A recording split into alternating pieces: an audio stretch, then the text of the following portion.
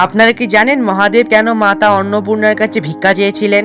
পুরাণ মতে মহাদেব ও মাতা পার্বতীর বিবাহের পর ওনারা দুজন সুখী দম্পতি জীবন কাটাচ্ছিলেন, কিন্তু আর্থিক অনটনের থেকেই শুরু হয় দাম্পত্যকরণ। মহাদেবের সঙ্গে মাতা পার্বতীর মতবিরোধ হয় এবং মাতা পার্বতী কৈলাস ত্যাগ করে চলে আসেন। এই জন্য সেই সময় দেখা যায় মহামারী ও খাদ্যকষ্ট এবং ভক্তরা আহুল হয়ে পড়ে আর তারা দেবাদিদেব মহাদেবকে ডাকতে শুরু করেন।